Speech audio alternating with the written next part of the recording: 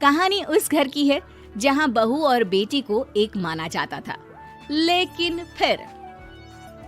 अरे शिखा बेटा, तू रसोई में क्यों घुसी रहती है? जा, रोटी मैं बना लूंगी। नहीं नहीं माँ जी, आप बैठिए, बस सारा खाना बन ही गया है। श्वेता को बोल देती हूँ, वो खाना लगा देगी सबका। सॉरी भाभी, मेरे पास वक्त नहीं है। माँ, मुझे पैसे देना, पार्लर जाना है। हाँ हाँ चली जाना, भाभी को भी ले जाना। वो भी जाने को बोल रही थी पार्लर, पर पहले ना मदद कर दे उसके खाना लगाने में। देख माँ, वो बहू है, उसे बहू रहने देना, इतना सर पर मत चढ़ा भाभी को। श्वेता, ज्यादा मत बोला कर। बहू और बेटी में कोई फर्क नहीं होता है। जा जाकर काम कर। ननद को माँ का भाभी से इस तरह प्यार करना बिल्कुल अच्छा नहीं लगता। वो बार बार किसी न किसी तरह माँ को भाभी के खिलाफ भड़काती रहती, लेकिन कोई फायदा ना होता। एक रोज, अरे बेटे किशन, जा बहू को कहीं घुमा कर ला। सारा दिन घर में काम करती रहती है। हाँ हाँ माँ, हम लोग जा रहे हैं ना गोवा। अच्छा जी, भाभी ने तो हमें बताया भी नहीं। वैसे तो सारी पंचायत करती है, ये गोवा वाली बात क्यों छुपा गई हमसे? अरे क्योंकि उसे खुद नहीं पता था बहन। मुझे टिकट सस्ती मिल रही थी तो मैंने बुक कर दिया। हाँ शिखा, पैकिंग कर ले, संडे हम जा रहे हैं गोवा। दोपहर में शिखा पैकिंग कर रही थी कि सास आ जाती है। ये क्या बहू, साड़ियाँ? अरे गोवा जा रही है घूमने या फिर शादी में मायके हैं? माँ जी, ऐसा कुछ है ही नहीं, समझ में नहीं आ रहा क्या रखूं कपड़े में। अरे तेरी और श्वेता की साइज तो एक ही है, उसके कुछ मॉडर्न कपड़े ले ले, आकर लौटा देना। हाँ माँ जी, ये ठीक रहेगा। शिखा श्वेता के पास जाती है और उससे कपड़े मांगती है। ना जी ना, मैं अपने कपड़े ना दूं, वैसे भी फैल जाएंगे मेरे कपड़े, बहुत महंगे वाले हैं। शिखा मुंह लटकाकर कमरे में आ जाती है तो सास कहती है, चल तैयार हो जा, तुझे मैं शॉपिंग करा कर लाती हूँ गोवा की। बस फिर क्या था, सास बहू निकल जाते हैं मार्केट और एक से बढ़कर एक ड्रेस खरीद कर घर आते हैं। पहले बता देती कि नए कपड़े दिलाने वाली है भाभी को, तो मैं अपने ही दे देती ना भाभी को, मुझे दिला देती नए कपड़े। देख श्वेता, परिवार का मतलब सबके साथ रहना होता है, ना कि सिर्फ अपना सोचना।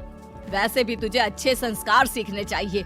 और रही बात कपड़ों की, तो शिखा, आज से घर पर भी तू मॉडर्न कपड़े ही पहनेगी। कोई जरूरत नहीं है ये साड़ी वाड़ी लपेटने की। अब क्या था, घर पर श्वेता और शिखा एक जैसे रहते। एक बार पड़ोसन आती है। अरे बेटा, अपनी माँ को तो बुलाना, जरा बात करनी है। शिखा सास को बताती है और रसोई में चली जाती है। ये आपकी बेटी बहुत बड़ी हो गई है, इसके लिए एक रिश्ता है, कहो तो बता दूं। ये बेटी नहीं बहू है, घर में सब एक जैसा ही रहता है।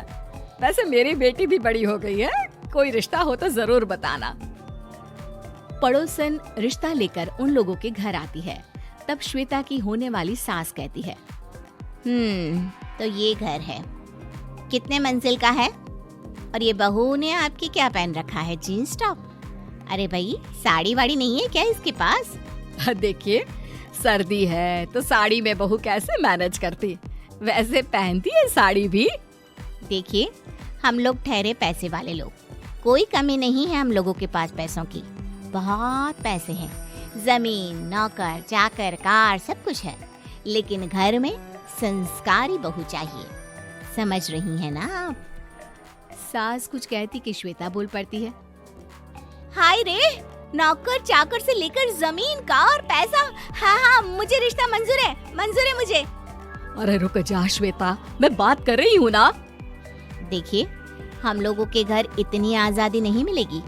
अरे हाँ कर देना माँ, हाँ कर दे जल्दी से। सास क्या करती, बेटी की शादी ऐसे घर में कर देती है जहाँ ना उनके विचार मिलते हैं और ना ही आचार। शादी के बाद एक रोज फोन पर, श्वेता बेटा, एक बार घर आ जा, बहुत दिल करता है तुझे देखने का। माँ, वो घर पर बहुत काम होता है, कैसे आऊँ? बड़ा घर है, लेकिन आने जाने वालों की लाइन ही लगी रहती है। बेटा, मैं तो जानती थी उस घर का हाल, लेकिन तू ही नहीं मान रही थी। माँ देख, हर घर का यही हाल है। तेरी बेटी को यहाँ घूंघट हटाने की परमिशन नहीं है और एक तरफ भाभी स्कर्ट पहनकर घूम रही है। बेटा, मुझे क्या पता था कि मेरी बेटी को ससुराल के नाम पर पिंजरा मिल जाएगा। अच्छा माँ, फोन रखती हूँ, सास को गर्मा गर्म रोटी खिलानी है। तुम लोगों की तरह नहीं कि एक रोटी बनाओ, एक सब्जी बनाओ, फिर सारा दिन फ्री होकर घूमो। सास फोन तो रख देती है, लेकिन सोच में पड़ जाती है कि एक तरफ बेटी जिसे कोई आजादी नहीं, वहीं दूसरी तरफ बहू जिसे देखकर लगता ही नहीं कि उसकी शादी भी हुई है। अगले रोज। शिखा, अरे ओ शिखा। हाँ माँ, क्या हुआ? कुछ चाहिए आपको? मैं जिम जा रही थी।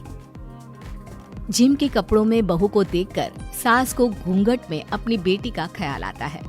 देख बहू, घर में बहू की तरह रहा कर। इतने टाइट कपड़े पहनकर जिम जाना पसंद नहीं मुझे। जा जाकर रोटी बना। रोटी? माँ, अभी तो शाम के 6 बजे हैं, इस वक्त रोटी? अब क्या मेरे खाने पीने पर भी पहरा है? अरे जब मर्जी तब मैं अपने घर में खा भी नहीं सकती क्या? बहू को अजीब लगता है। वो समझ नहीं पाती कि जो सास कल तक इतनी सपोर्टिव थी, उन्हें अचानक से क्या हो गया। वो किचन में जाती है, गरम रोटी के साथ 2 तरह की सब्जी, रायता, सलाद सब लेकर सास के पास आती है। माँ जी, खाना। इतना सारा खाना? राक्षस समझा है क्या मुझे? रोटी मांगी थी मैंने गर्मा गर्म बस।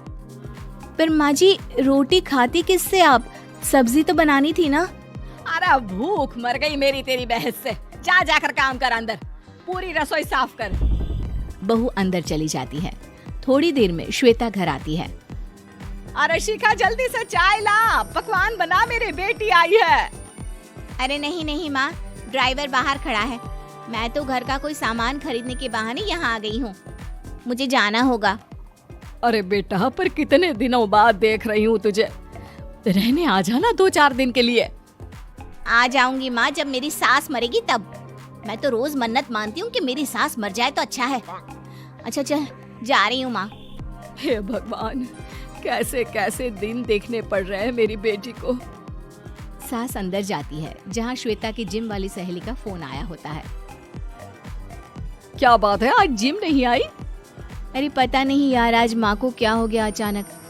पर खैर कोई नहीं, लगता नहीं कि मैं अब जिम आ पाऊंगी। शिखा स्पीकर पर बात कर रही थी, जिसे सास सुन रही थी। यार, ये सास ना होती ही ऐसी है। मैं तो कहती हूँ बुढ़िया जल्दी मरे और तू आराम से जिए। शिखा को सहेली की बात पर गुस्सा आ जाता है। माँ के मरने की कौन सा बच्चा दुआ मांगता है मोहिनी? आगे से ऐसी बात मेरे सामने मत करना। हमारे घर की शोभा ही माँ है। क्या हुआ जो थोड़ी सख्ती दिखा रही है?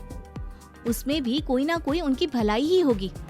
मैं तो कहती हूँ भगवान मेरे जैसी सास सबको दे, जो सिर्फ माँ की तरह है। सास वाली तो कोई बात ही नहीं है उनमें। सास ये बात सुन रही थी। उनकी आंख में आंसू आ जाते हैं कि क्यों वो बेटी की किस्मत में बहू को भी भागीदार बना रही थी। शिखा, अरे ओ शिखा, क्या हो गया? जिम नहीं जाना क्या?